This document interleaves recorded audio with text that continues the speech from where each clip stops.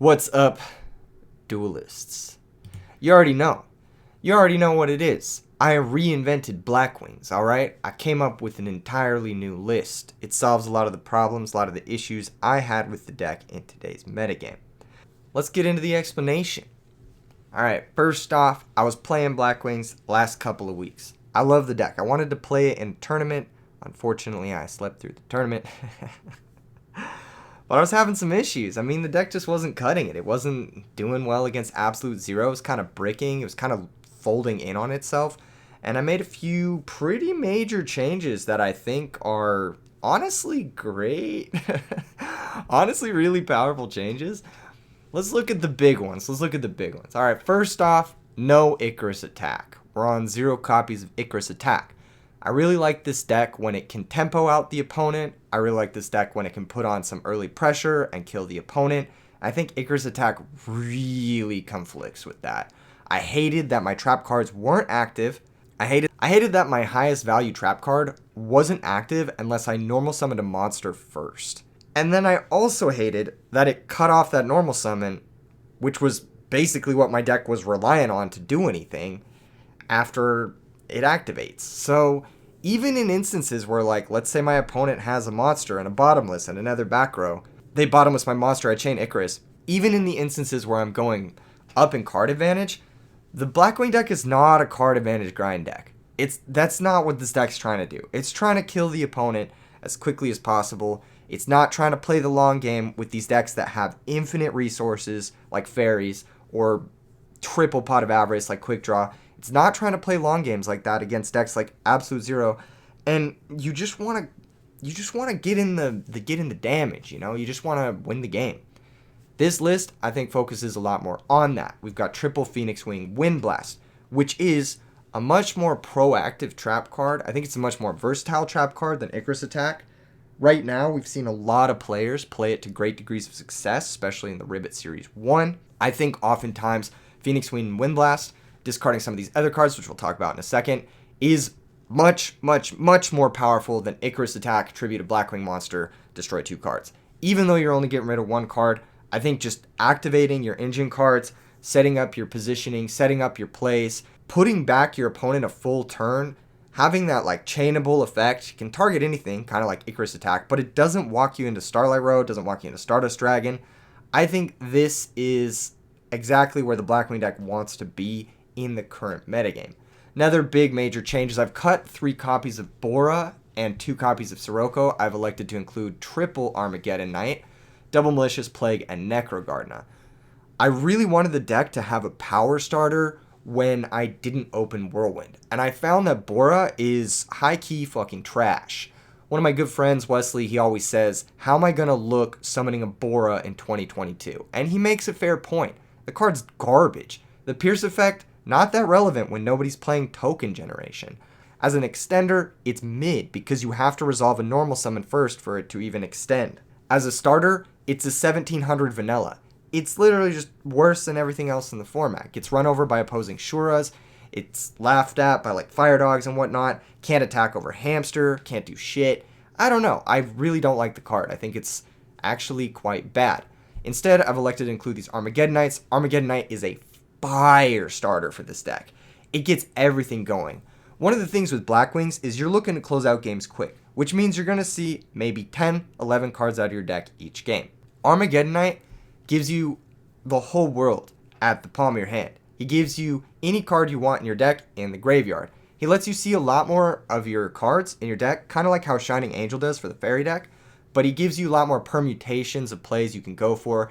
He lets you kind of construct certain situations that you normally couldn't do without a proactive starter like Armageddon Knight. Having access to Malicious and Plague Spreader means you can make a middle game or like turn 2 Stardust, which helps this deck a lot more than, you know, you might think. It's really good. This deck is one of the best decks at playing Stardust Dragon, I think, in my opinion. It's also just a solid play that gives you extension in the graveyard in case your board gets broken up.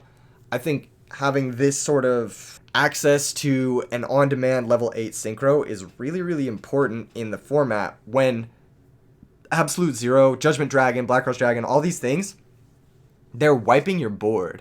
and then you're just like, okay, I only have one normal summon with Blackwings to come back. This gives you more to do in the instance that you get, I guess, interrupted, or your board gets broken, or you go for an early push and you can't really close things out. They're also just great cards to discard with Phoenix Wing Windblast. Discarding a Malicious, all of a sudden, your Blizzard doesn't look too bad. That's another thing with Armageddon Knight too. The best card in the Blackwing deck is Blizzard the Far North. Blizzard the Far North is an auto monster reborn +1. This card is so good. If you replace this card with like in any other archetype, people will be like singing praise to it. Blizzard, its biggest issue, I guess, is that in the more traditional builds, your Boras, your Shuras, the only way for them to get into the grave is for them to be summoned first. And that naturally runs into a lot of issues, right? It runs into Caius, the most commonly played card. It runs into Bottomless, Deprison. Runs into a lot of different ways to get removed from play. It's also awkward because that means you had to lose a card in order for your Blizzard to gain that card back, which means your essentially 1-card synchro is a 2-card synchro. If you think about it sort of conceptually in this fashion, Blizzard's never actually going to be a true +1. With Armageddon Knight, you can turn 1 send Shura or Kalut if you want to make Catastor in the matchup against like Fairies and Lightsworn. It's pretty good. You can automatically have your Blizzards be live without actually having to lose a card in order to do it. The Armageddon Knight is a very real body that just sticks around. It does things. It pokes over Rykos. It attacks directly. Pings your opponent down. I've had games where I'll start off with Armageddon Knight, Phoenix Wing Windblast. I guess I should start off by saying my win record with this deck is phenomenal, honestly, right now. I have won a lot more games than I've care to admit that I actually played over the last week, and I haven't lost a single match. Granted, I haven't entered a tournament with this. I would love to enter a tournament with this deck. A couple of people have asked me if I entered a tournament, what deck would I enter with? This is the deck I would enter with. This is the deck I would enter a tournament with. This exact deck. There's like 1 or 2 changes I might make to the sideboard, but for the sake of today's video, this is the exact deck that I would enter in a tournament with. I'm just really confident in it. I think all of the cards add up really well. There's a few cool synergies that go unsung in a lot of different matchups. Necrogardna is really, really good in this deck because you have such easy access to Bryonic. Having Bryonic pitch Necrogardna, it sets up so many checkmate situations where your opponent has to summon 2 2300 or plus monsters to try and get over your Bryonic, and they just can't do it. It's very, very hard for other decks to do in situations like that. Pitching Necrogardna to Phoenix Wing Windblast it's just the best feeling in the world. It's like, give me all of the time. Give me your normal summon. Give me your draw phase. Give me your battle phase. You get all of the tempo. It's such a good feeling. And you can do it chainable. You can do it however you want to do it. It's pretty based. It's pretty based. I am playing Gors. I think Gors is broken as shit. I know there's a few little things in this deck. There's at least 4 back row that can clog. There's 6 if you count the Whirlwinds as well. But we're not playing Royal Oppression. That was another thing. In the standard Blackwing list, Royal Oppression became sort of this dependency. It became sort of this, I don't know, this liability almost. Because I was relying on it to win certain matchups. And it would just get Dust Tornado or Wind Blasted or whatever. Or it would just be dead in the matchup like against Vayu or in the Blackwing Mirror. All of the decks right now are building with Royal Oppression in mind. If they lose to Royal Oppression, they have at least 7 to 8 chainable outs to it in their main deck right now. If the deck doesn't lose to Royal Oppression, say Vayu, then it's a total brick. And I want this deck to be as good as possible against the decks that I perceive to be the best decks, which right now are Diva Hero, Hero Beat, Dragons, Vayu, and I guess to some degree Lightsworn and Fairies. These are the 6 best decks. I want to have the best matchup against those decks specifically with this build. I think main decking Royal Oppression, it's not very good against any of those decks except Diva Hero. And in that matchup, it's still kind of mid because they've got, Snowman Caius, which fucks you over under your own oppression. They've got 3 Wind Blast. They've got Dust Tornado. They've got Heavy Storm. They've got Space Typhoon. They've got hella ways to clear. They've got Stratos. They have hella ways to punish you for flipping that Royal Oppression up. And you can draw it. It doesn't answer resolve board states, unlike Phoenix Wing Wind Blast does. You know, I just think that it's not where you want to be. Again, the way I want to play this deck, I want to net summons. I want to net battle phases. I want to net turn-based actions, and I think the best way to do that actually is with Call of the Haunted and Return from the Different Dimension. Because of the Armageddon Knights being your primary starter in this deck, you have 4 copies with the reinforcement of the army. Call of the Haunted and Return from the Different Dimension are live often by turn 2. I think these cards are both phenomenal. Even Return from the Different Dimension just making like a Malicious at some point in the game as an extender is super huge for this deck. The issue with the original Blackwing deck is it is super normal summon dependent, and people would just bottomless your normal summon and you would lose the game. That was it. It was checkmate. You couldn't do anything after that. I want to have a few other extenders like these, the Gores, as well as like, of course, the Malicious and the Plague and the Vayu Sirocco stuff. Those are ways you can move past losing your normal summon, and all of the trap cards I want it to be live in the instances where your normal summon does get stopped. The only exception to this is Deck Devastation Virus, and this is just a big concession. I think Deck Devastation Virus is very good in today's metagame. I think it's super good against Diva Hero, I think it's super good against Quick Draw, and I think it's super good against one of this deck's hardest matchups, which is Fairies. I just wanted a cheese factor in that matchup. I don't think there's really a way you can actually win without landing a Deck Devastation Virus in game 1. The sideboard is pretty straightforward. The only like super duper special one I want to touch on is the Pot of Avarice. I've been bringing this in grindy matchups. I've actually been bringing this in against Fairies and against Hero Beat and against, what's that other deck? Quick Draw. I've had a lot of success with it so far. I'm probably going to keep playing it. The only thing that you could consider in this slot is maybe a Space Typhoon. I think this deck misses Space Typhoon quite a bit. I kind of want to fit it in somewhere. I'm not exactly sure where it might fit in. It might be over the main deck dev. I don't know. I just think deck dev's really good right now. In the sideboard, I do have one of the Icarus attacks. The only time I ever bring this in, and I mean the only time I ever bring this in, is against Gladiator Beasts. It's the only matchup where I want even one copy of Icarus attack in my deck. And even then, it's kind of tough. If they're playing trap stuns, I might not even bring it in. I got 2 Deep Prisons. This is for Flamvel and for the Mirror. When I start with Armageddon Knight, I don't want it to get run over by Ashura or Fire Dog, so you just got to have that like extra little piece of removal for that. And I think Deep Prison is the best way to go. Nobleman of Crossout, obviously for punishing decks for relying too heavily on Raikou, Snowman Eater, that kind of thing. Double Cyber Dragon, extra summon, bait out the bottomless in games 2 and 3. You got Pulling the Rugs. This is for Gadgets and Monarchs. Of course, you can also bring this in against Vayu. It just depends on your post-board configuration. I've actually cited the Cold Wave and the Giant Trunade. Cold Wave is super good in this deck against Dragon Turbo, which is a deck you can normally struggle with. This stops them from doing stuff on their turn, and it basically buys you a whole turn. It's a Time Walk. I don't know if you guys play Magic the Gathering, but Time Walk is one of the cards that is in that, and it's a very broken card. And yeah, Double Sirocco, these come in on the draw and in the mirror, both on the draw and on the play.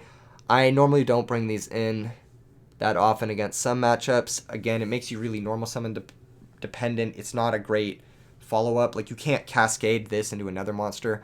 Any last little bits? Oh, I've been elected to include Thought Ruler in this extra deck. Thought Ruler is super important in the metagame. Like I said, Phoenix Wing Windblast, it's everywhere right now.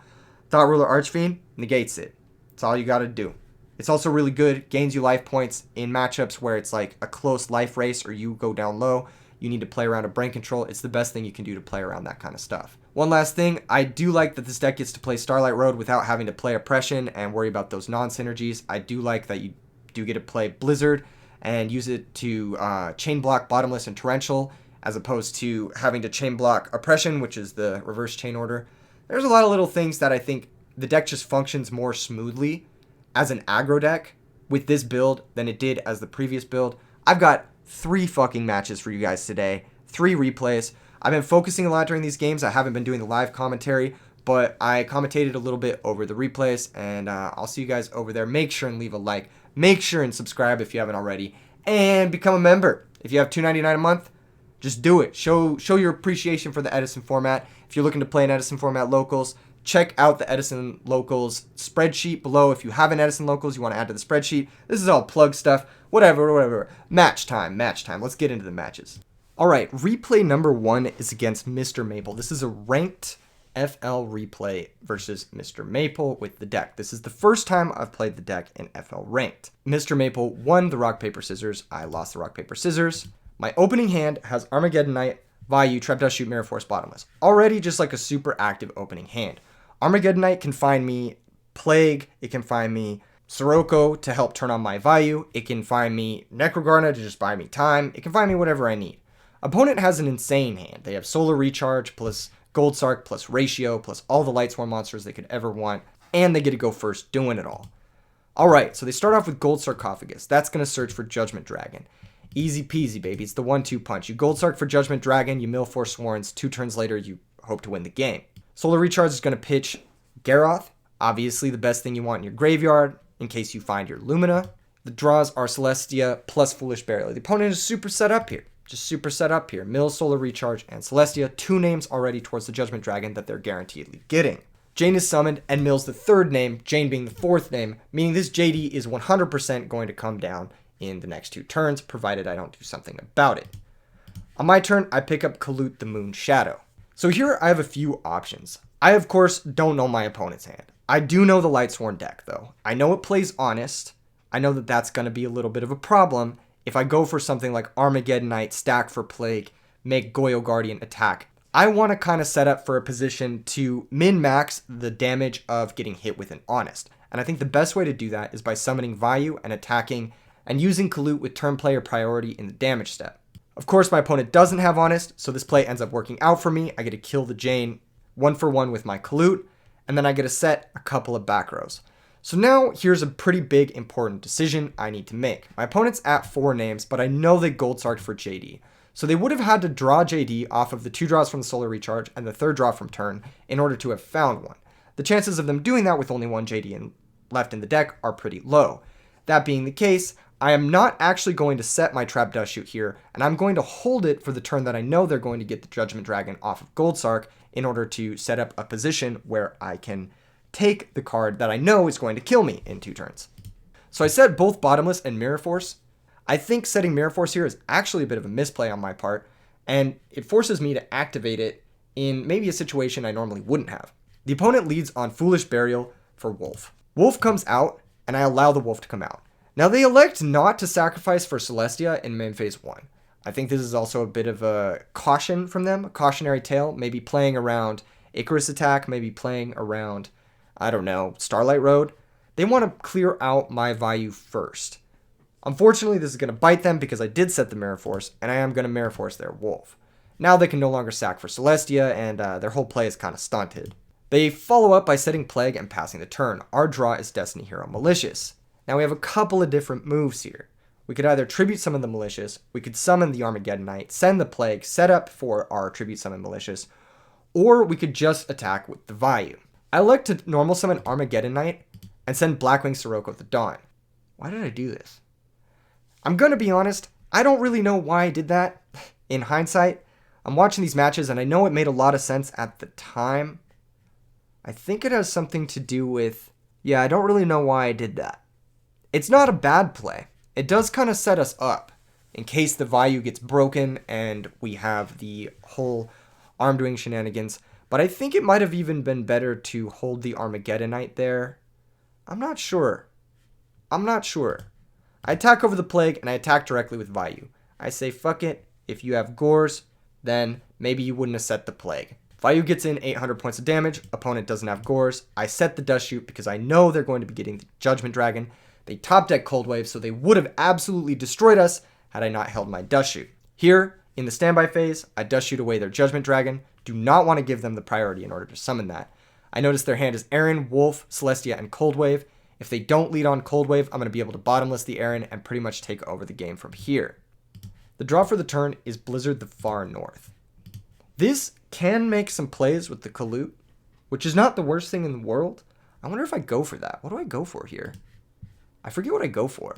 This is all crazy. I remember this game being really good. I remember it being really important for a lot of reasons. And now I'm watching it and I'm like, shit, zoom in. This is the quality you guys are used to. All right. You guys saw that fire intro. You guys had to see some of this this falling apart in the gameplay footage. I don't remember exactly what I went for here. All right, let's see. Oh, I tribute set for Malicious. And then I elect to go for the Vayu play. I believe I min-max damage here. I wanted to save Blizzard the Far North for a surprise Catastor play to come back from something like my opponent going for a Goyo Guardian or a Bryonic or whatever. I wanted to be able to counter that if they were able to put together some sort of combo move with their Plague Spreader. So this is dealing the most damage, putting them on a 2-turn clock saying, you need to answer this, and when I summon the Blizzard, I can out any one of your projected outs, even if that's like a Judgment Dragon, because I can make Catastor. That's what I was thinking. I was thinking to move ahead, alright? I was thinking 2 turns ahead. The opponent does find a nice top deck. They find Lumina. They elect not to go for the Cold Wave, though. They elect not to lock me out of playing spells and traps. I think this is a bit of a mistake from the opponent. I think that at this point in the game, you can't really afford to not use it. You kind of need to cut me off of finding a brain control or whatnot. You get what I'm saying. You get what I'm saying. All right, Lumina pitches the Cold Wave, brings back the Wolf. I mean, like, is the Wolf really doing anything in your hand? Like, let's be honest. The opponent has a couple of plays here that are pretty darn good. They could go for Mistworm to answer the board. Of course, it does put some of these cards back in my hand, and then I can, of course, use the Blizzard as a way to catastrophe my way back into the game. But it's not a bad play. They could also go for Goyo Guardian, take the Armageddon Knight, send Necro Garden up from their deck, which is the play I probably would have made if I was in their position, and then protect themselves from losing their Goyo Guardian from a return attack on the following turn. However, I think the play they elect to make is kind of a mistake. And by kind of a mistake, I mean literally a mistake. They forget that we summoned Blackwing Armed Wing off of Vayu, which means it wasn't properly synchro summoned, which means Goyo Guardian cannot special summon it from the graveyard. They attack over the Armed Wing to kill the biggest monster I have in play, but it gives them no measurable advantage, and they're pretty much down to that.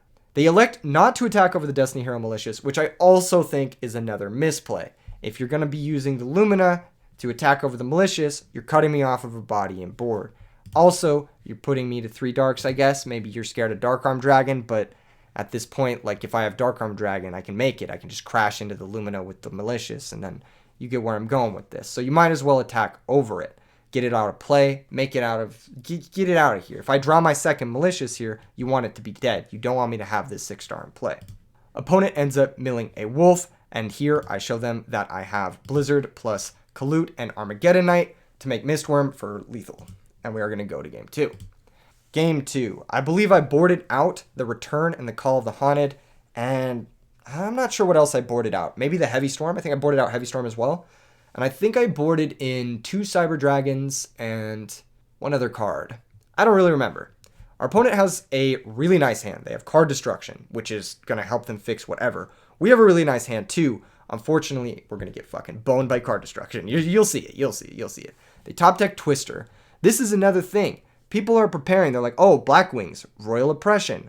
Let me board in my Twisters. All of a sudden, you're not losing to like jank shit like this. It ends up being dead. Having the mixed up, optimized list that isn't losing to this jank narrow outs to Royal Oppression is super, super powerful. Opponent sets the Twister and passes. I'm not sure I would have made that play if I was them, but I guess they just want to draw more cards before having to use this card destruction, which makes sense. Makes sense, you know? Set the Twister, prepare for a Black Whirlwind, whatnot. Whatevs. I play a little passively here. I summon Armageddon Knight. I use the effect to send a Malicious. Malicious sets up for a future Synchro turn, using my Blizzy, the Far North, and I'll attack directly for 1400 before passing the turn. I like not to set the Deck Devastation Virus because I want to be able to drop Gores and then set the Deck Devastation Virus behind the Gores. I like Deck Devastation Virus in this matchup. It gets rid of Lumina, it gets rid of Honest, it gets rid of Rykos, it gets rid of Arcus, Trag. A lot of cards in this deck get hit by Deck Devastation Virus that are high impact cards in the matchup, so that's why I elected to leave it in.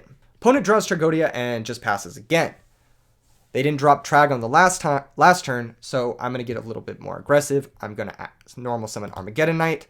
I am going to send Shore the Blue Flame. Now my Blizzy is going to be able to make a 1-card level 6, which is, of course, very powerful. If I had done this on the first turn of the game, I could have summoned Blizzy, set the Deck Devastation Virus, made an Armed Wing, but I didn't want to overcommit into something too crazy from the opponent. I also didn't want to deck dev too early in the game and turn on maybe a dead JD.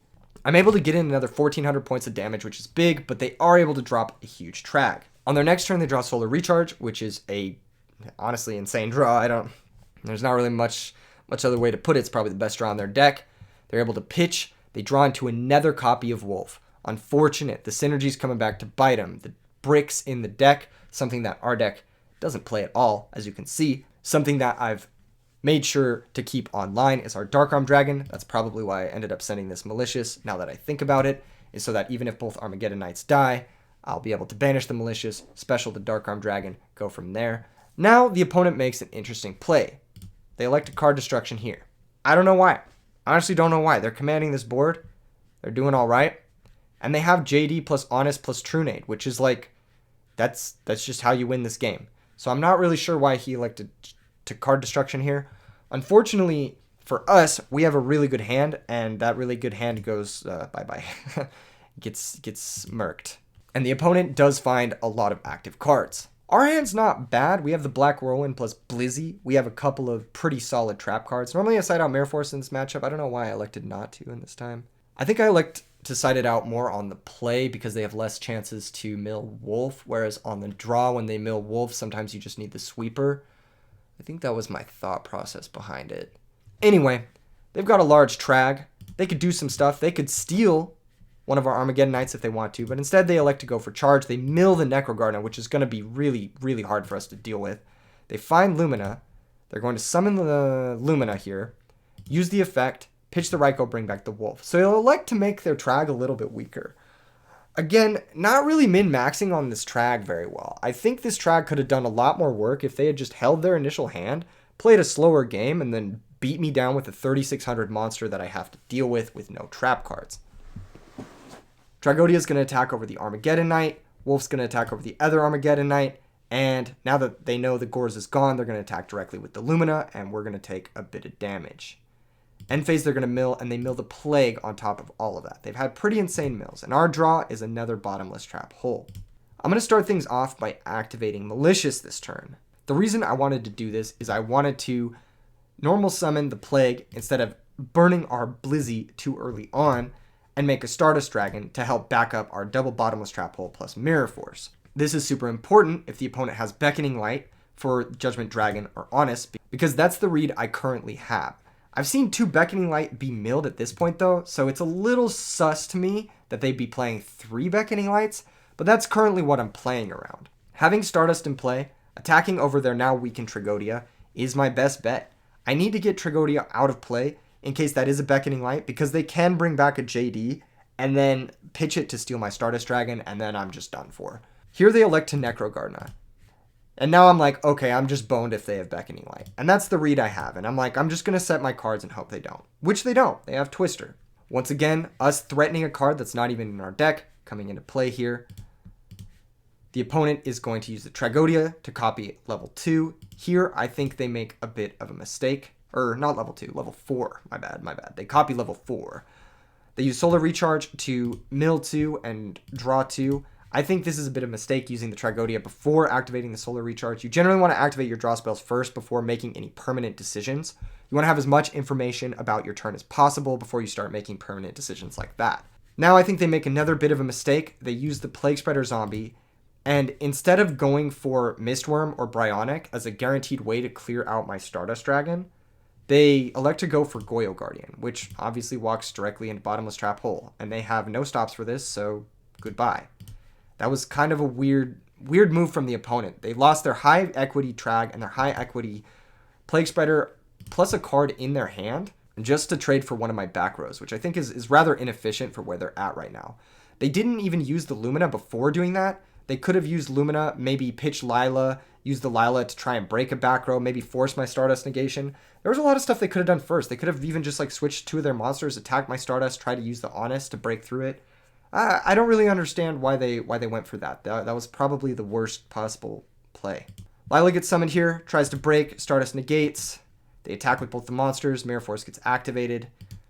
Again, kind of like what I was mentioning, if they get a chance to get the Wolves in play, Mirror Force is really good. Outside of that though, it's a little awkward against Lila. In the end phase, we're going to be able to get back our Stardust Dragon. They're going to Foolish a Wolf to try and protect themselves, but we're going to be able to go for game here, I believe. I think so, yeah. We're going to Black Whirlwind, normal summon Blizzy. They, I think, signed their own death note by twistering the Black Whirlwind. Otherwise, they would have survived a turn, but either way, this is pretty much just GG's. Blizzard's going to be able to bring back a level 4. We're going to be able to make Bryonic. Oh. I don't know why I didn't see that line. Maybe I was playing around Gorz. Have they used Gorz yet? They haven't used Gorz yet. Okay, I was playing around Gorz. This is actually smart. See, I'm smarter when I'm actually playing the game. When I'm reviewing the replay, I'm like, this is easy. I just make Bryonic and I win because I see their hand. But no, in the context, I don't know their hand. I don't know if their last card is Gorz or not. So I'm actually making the play to play around Gorz. Blizzard Chainlink 1, Black Whirlwind Chainlink 2. I negate the Twister. With Stardust Dragon, we search for value. I actually bring back Gale. I use Gale to have the Wolf. This is a way to attack them, keep the pressure up, get rid of the Wolf in play, but also play around Gorz. If they have Honest, They'll be forced to use it here more or less. Maybe they don't use it. Who knows? But either way, I'll have a Gale in play. I'll have Wind Blast plus Vayu plus Bottomless Trap Hole plus Stardust backing it all up. And it will be a checkmate position that I'll be able to force through Gores with. I think that was my thought process through this whole situation. I was playing around their last card being Gores. Obviously, when I'm watching the replay and I can see their hands, I know exactly what they have. So I'm like, oh, I should just go for Bionic here. But when I don't actually know the hand, that's why I went for this play. Blizzy attacks. They drop the Honest. That's fine. Stardust comes back. They top deck Jane. There's really nothing they can do. We're just going to end up winning the following turn. Awesome. Based. Sick match. Sick match. Okay, next match. The next match is versus AZN Lu 10. They win the rock, paper, scissors. We wish each other good luck, have fun. Gotta love it. Gotta love the good spirits. In my opening hand is a mess. Let's be honest. If this Malicious was a Bora, and if this Return from the Different Dimension was an Oppression, it might be a better hand. But you know what? We get them with the mix-up. Because this hand from our opponent would have fucking killed us no matter what. No matter how we would have had this hand, no matter what Bora, whatever shenanigans, it definitely would have messed us up. At least with this hand, the chance to draw like an Armageddon Knight or the chance to draw like a Phoenix Wing Wind Blast automatically turns this hand on. As of right now, it's kind of rough. Losing the rock, paper, scissors, Lila's going to mill 3. They are going to mill Aaron as well as JD plus recharge. Our draw is Plague Spreader. Kind of shitty, but at least it can maybe make something happen in later turns where we can make a Catastrophe with the Kalut and break through some of their offensive cards. On our turn, I'm setting the Kalut. If they attack over it with the Lila, we'll be able to Blizzard it back. If they elect to just break, next turn we can flip it and synchro into a Catastrophe with our Plague Spreader zombie, and maybe we can make something happen. Unfortunately, their top deck is Charge of the Light Brigade. They're going to be able to charge for Lumina, mill a Necro Garden on top of all that, Lumina back the Aaron, and here I make the decision to concede, to conceal information. The opponent is seen Return from the Different Dimension. They don't know I'm on Blackwings. There's nothing telling them I'm on Blackwings. I want them to miss sideboard. I want to be going first. I want to mix them up. Their hand is really, really good. Their start is really, really good. There's nothing in my deck. Even Phoenix Wing Wind Blast at this point doesn't really do it. That's going to stop me from having to shuffle my Kalut back into my deck. And I just want to conceal that information. So I end up conceding and we go to game 2. Game 2, I'm really going to showcase the power of Necro Gardener in this deck. Using Necro Gardener to protect something like Bryonic gives you so much fucking power. It's not even funny. Bryonic, the Ice Barrier, Dragon Guardian, whatever the fuck it's called, that card is ridiculous. It is the best card in Edison format, and I will staunchly die on that hill. In this deck, if you can establish one of those early, you'll just win. You'll just win. Alright, I gotta go first. I have Black Whirlwind. I have the Wind Blast, which is huge, plus Necro Gardener combination. And I've got Shura plus all this other stuff. Things are looking good. Things are looking good. Of course, the opponent has a Breaker, a Heavy Storm. They have a lot of ways to interact with me. They've got a DD Crow, which is going to interact favorably with our Blizzard. I'm surprised they sided in DD Crow in the dark versus a deck with Return from the Different Dimension. And I'm surprised they sided in Breaker the Magical Warrior in the dark against a deck with Return from the Different Dimension. But I guess they do have to be kind of wary of maybe Dimensional Fissure in a deck with Return. And DD Crow, maybe, I don't understand that. I actually don't understand that. If you see a deck with Return, I don't know why you're siding in DD Crow. I'd be curious to ask my opponent that if they're watching this video. Maybe leave it in the comments below. All right, Whirlwind, Summon Shura, search Kalut, day 1 stuff, set Wind Blast, pass. The opponent activates Heavy Storm. Oof, big oof, pain, suffering even. We're going to lose our Wind Blast. Unfortunately, that would have been huge for us here. That would have more or less locked up this game. But the opponent elects to set Raikou and pass. Now, we've got some decisions to make.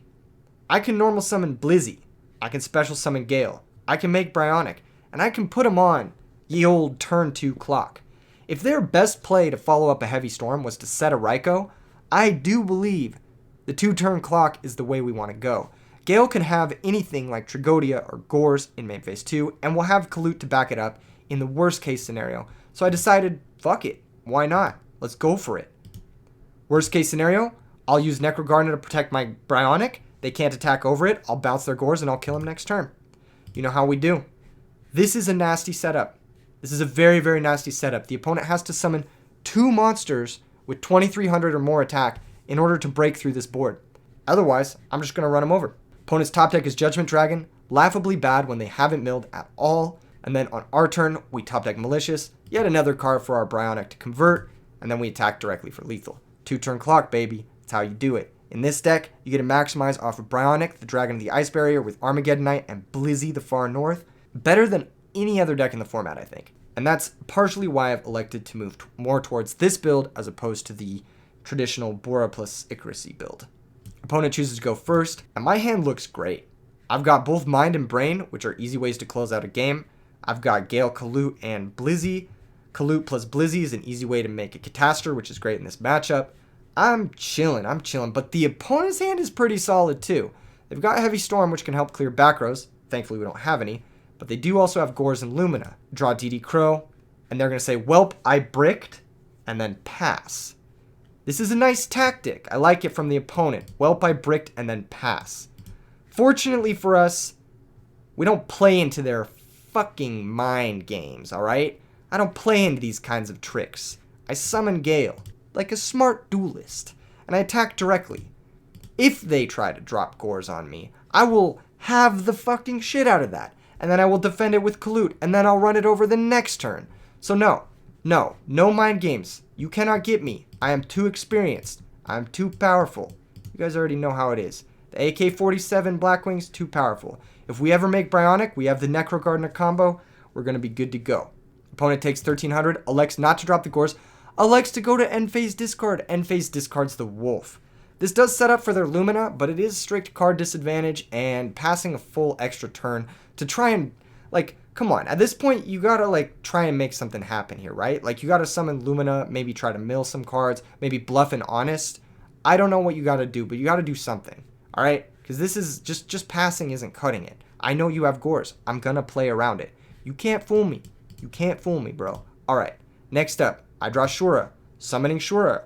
What are you gonna do? What are you going to do? Gale attacks. Shura attacks. Opponent's down bad.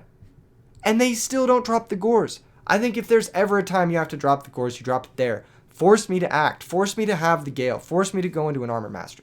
Force me to do something. The way the opponent's played, I haven't had to do shit. Alright, their next turn they're actually going to make a play. They're going to summon Lumina, pitch Wolf, bring back Wolf. I'm going to ask them for priority in the damage step, and then I'm going to drop Kalut. Now all of a sudden their Gores is a dead card. At least earlier, you would have forced me to do something. You would have forced me into a position by dropping it. This whole bluff thing doesn't even work. It doesn't even work if you're not going to use the cards in your hand that you're trying to bluff having. Okay, it's cool. The opponent takes 600 here. They drop to 3,000. Am I going to be able to put together lethal? This is the most important moment. Now, I've played the whole game knowing my opponent has Gores, and they're trying to fucking mess with my head. All right, I know it. I know what they're doing. And I need to deal 3,000. Unfortunately, I don't have Red Dragon Archfiend in my extra deck. However, there is a line. It is summon Blizzy, the Far North. Bring back the Kalut, which they crow. That's fine. We can mind control the Lumina. Now that we have the Lumina, we have access to making a level 6. I can use Gale plus Lumina together to make Bryonic, the best card in our deck. Use Bryonic's ability, pitch Necro Gardener to bounce my own Shura. Why are you doing this, Keegan? Why are you doing this? This seems crazy. This seems unnecessary. But one thing that you may not know about Necro Gardener is he is a warrior. The opponent also did mill one warrior. 2 warriors in the grave means my Colossal Fighter is now 3,000 attack points, and I can kill them through Gores. I bounce my own Shura. I go into Colossal Fighter. I attack directly. My opponent says, I did draw into it. He did draw into the Gores. No, you had it the whole game. You were just trying to bluff me for game 4, which isn't real. And I said, that's why I made this play. Get wrecked. Blizzy Blackwings with the Necro Gardener back at it again. All right. Replay number 3. Now this replay is a big one. It's against Blackwings. It's against Pogo Dude 69 on the Blackwings. He's on the Blackwings, like you see. He opens up with the Dust Shoot, the Dark Bribe, but I do win the Rock, Paper, Scissors. So I'm not going to get Dust Shooted on the first turn of the game. You'll note my hand has a lot of the new cards. It's got the Destiny Hero Malicious, the Plague Spreader, and the Armageddonite. The opponent's hand has some of the old cards in it. It's got the Dark Bribe. It's got the Bora. Some of the cards that I've cut in order to build this deck. We're going to see in a head-to-head match which one comes out on top. Top deck Allure. Allure draws into Rhoda plus Blizzard. Rhoda's going to find a second Armageddonite, so I'm going to be able to banish the first here and keep all of the cards in circulation in my hand. Now my return is also live. Unfortunately, Armageddonite is a when you can effect, so that it will miss timing if I use return to bring it back as a chain link 2 or higher. That does end up coming up in this match, but I just want to mention it before I forget. I think I start off with Rhoda. Yeah, I do. I Rhoda for Armageddonite, and I believe this Armageddonite sends a Shura. Yeah, it does. There we go. Now I have an option here. I can set Heavy Storm, or I can set Return. My ideas behind this are, if my opponent sets no cards, right? In the ideal world, the opponent sets no cards. I can summon Blizzy, bring back Shura, make Bryonic pitch Malicious, Plague Spreader, whatever, bounce my own cards, banish my stuff, and then Return becomes an OTK. So I'm thinking in the best case scenario, resolving this return on the following turn means I win the game. Resolving the Heavy Storm, I'd rather not set it to in case the opponent tries to do something a little aggressive, like maybe Heavy Storm of their own and then attack with like a Shura or a Fire Dog or something that could punish this Armageddonite. So I think I'm going to set the return here. I think that's what I end up doing. Yeah, that's what I end up doing. So I don't set the Heavy Storm. The opponent has Dark Bribe anyway, so they are going to set their cards and they draw into Icarus Attack. Once again, one of the cards that I cut from this deck because of the natural negative tempo factor behind it. Okay, opponent sets 2, summons Blizzy for no value. They're playing around bottomless. Smart enough. Smart enough. And this is the stuff you're kind of forced to do. When you don't have Armageddonite as your starter, you're forced to make suboptimal plays with your Blizzy in order to just make sure your Icarus attacks and your whatnot are live. They also make an interesting play setting 2, then summoning the Blizzy, then specialing the Bora, then setting the Icarus attack. That was kind of an interesting sequencing from the opponent. I wonder what they meant by that.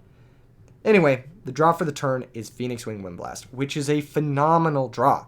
This card is so good because our hand has multiple discard discard targets that are going to be very high value for us in the graveyard. They does shoot me. They take the Plague. Now that they take the Plague, I'm interested why they took the Plague here. I guess it makes sense. If they Icarus attack and pop both our cards, then the Plague will be able to come back and make a second Synchro. I could see that. But they do now know about the Heavy Storm of the Phoenix Wing Windblast. I do elect to go for the Heavy Storm because I think resolving the Blizzy is so important at this moment in time that I need to go for it. And they do Dark Bribe it. They do value having their Icarus attack in play for a later moment where I might go for a Synchro. Our draw of the Dark Bribe is Bottomless Trap Hole. And now we're just at an insurmountable advantage over our opponent. We've got this return, which we could use now, if we really wanted to get the Plague engrave. We've got all these other cards we could use. I mean, we're just in a good spot. I like to go for the Armageddonite attack over the Blizzy. I want to bait out a Kalut if possible, and if they have an Icarus attack, they might be forced to use it at this moment. And that's what they do. They elect to use the Icarus attack on both our cards. I know that this Blackwing deck can kill you from reasonably high points, so I elect not to pay 4,000 life points for a Armageddonite that's not even going to get me a send or stick around past this end phase. So I just let my return get destroyed. Main phase 2, I make Blizzy, the Far North. I special summon back my Shura, and I make a Goyo Guardian. The reason I'm doing this is I want to make Goyo Guardian before Oppression gets into play. I've got Windblast to answer the onboard Bora. I've got Bottomless to stop the next summon, and I should be able to clock my opponent for lethal. I could have also made Bryonic, pitch the Malicious, and bounce the Bora, Bottomless it back on the way down. The only problem with that is my Phoenix Wing Windblast wouldn't be live, because then I would have no more cards left to discard. Set both, opponent draws Shura, they summon Shura. Them summoning Shura here pretty much tells me that their hand is Kalut. So I am going to play around that if possible. I'm going to Bottomless the Shura. Opponent attacks with Bora. This is even more tell that they have Kalut in their hand. I Windblast the Bora, but now I'm kind of in a tricky situation. I do have a lot of ways to get myself out of this situation. There's a lot of draws here that just fix things for me. Armageddonite fixes it, Blizzard fixes it, whatever. But if I don't draw a live draw on the next turn, the opponent is going to redraw that Bora. They are going to be able to attack over the Goyo Guardian with Kalut, and I'm going to be top decking with nothing but a Malicious in my grave. Thankfully, I do draw Solemn Judgment, and the game gets wrapped up fairly shortly, as I'm able to attack for 3,600, set the Solemn the Bora, and the rest is history, because I top deck on the next turn Dark Arm Dragon with exactly 3 Darks in grave. Goated, destroyed, owned, blown away. Icarus attack, minus tempo. Dark Bribe, Noob selection. Get out of here. Malicious Giga Chad. Look at those muscles. All right, next game. Next game against the Blackwing player. I have sided out, I believe, Call of the Haunted and Return, and I sided in the 2 copies of Sirocco. I'm trying to think if there was anything else I sideboarded. I'm pretty sure that's all I sideboarded. We'll see. We'll see if it comes up. The opponent gets to go first. They start off with Book of Moon, Dimensional Prison, Gale backed up by Kalut. I do got to remind them that to draw for turn, they drew a Starlight Road, and they are going to set that as well. Okay, so my read right now is they set both of these cards. My read is that one of them is the protection spell. Unfortunately for me, the one to the far right is actually the protection spell. The card that they top decked is the card that protects them. That might come up, might not come up, we'll see. My hand, pretty solid. I've got the Black Whirlwind, I've got the Shura, I've got the Gale, I've got whatnot. I go for Shura. Opponent thumbs up my Shura. They're not going to book it. I save the Black Whirlwind. I didn't want to play into Icarus attack. Nice. So this is another one of those things. If opponent has Icarus attack, I just play around it anyway. So why even fucking include it in your deck? You know what I'm saying? All right, they deep prison. They elect to save the Clute. They go for deep prison, banishing the Shura in hopes that our future Blizzies will be turned off. Here we can just set the Wind Blast and pass. Again, playing around Icarus attack. Opponent normal summons Blizzy, again with no value. Imagine if their Sirocco had been Armageddon Knight. Now you see it. Playing the Armageddon Knights makes it so you get actual value out of the best card in the deck, which is Blizzy, of course. Everybody knows the auto +1 Monster Reborn is the best card in the deck. No cat. Gonna attack directly with both monsters. I'm gonna let this happen. In the end phase, I'm actually gonna try and remove the Ether set. I don't remember why I did that. I think I just 50-50. I think I flipped a coin. Normally I just flip a coin. But I should have recalled back to this card being the protection card. Or this card not being the protection card and targeted that one. Thankfully, my coin flip saves my ass. I'm able to normal summon Black Whirlwind. Normal summon Blizzy.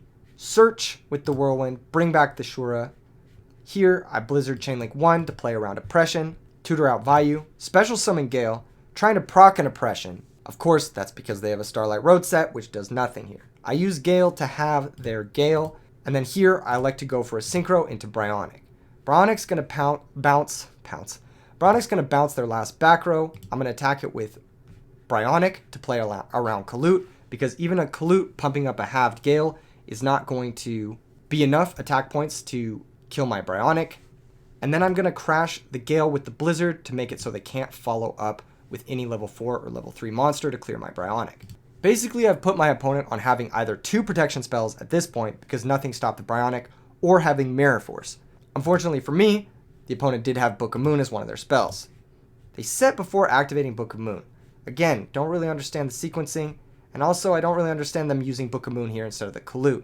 The Kalut has a lot more upside in killing the Dragon of the Ice Barrier, because then you can save the Book of Moon for a follow-up summon using the Black Whirlwind in order to give me a search. Because of the versatility of Book of Moon here, I think the opponent made a misplay, and this misplay most likely cost them the game. Sirocco attacks over Bryonic. I draw Bottomless Trap Hole, a solid draw here. And now I'm thinking their last back row is for sure the protection spell, because they wouldn't have set 3 without a protection spell. And what do you know? I had the right read. I summon Sirocco. I search with Black Whirlwind. I grab Shura in order to get my monster stream online. I use Sirocco's effect to gain. Puts my monster up to 4,000. The opponent doesn't understand that makes my monster 4,000 because it counts every Blackwing in play. But eventually they come to the realization. And they said, touche, GG's. Armageddon Blackwings taking down traditional Blackwings using Bryonic, Dragon of the Ice Barrier, and all the other cards. Well, I guess this game it was mostly just the Wing Blast that we got to showcase. But yeah, I mean that's just it. That's just it. You got a versatile card that doesn't honestly make you lose your monsters in play. And when you get into these matchups, like Blackwing Mirror matches, not having to sacrifice your monsters in order to use your trap cards, not playing into Starlight Road, like an Icarus attack would have done this game, for sure. That's just where you want to be. I think that's just a solid place to be. Anyway, that's it for the matches. That's it for the deck explanation. This has been a very lengthy video. Make sure and leave a like if you liked everything. For those of you who watched it all the way to the end, I'm going to give you a secret code word. You're going to put the secret code word into the comments below, and you will be entered into a giveaway. The winner of the giveaway will earn 1 Bionic Dragon of the Ice Barrier from Hidden Arsenal. The secret code word is Blizzy. Just comment below with the word Blizzy, and I will know that you watched the video all the way to the end. Anyway, peace out.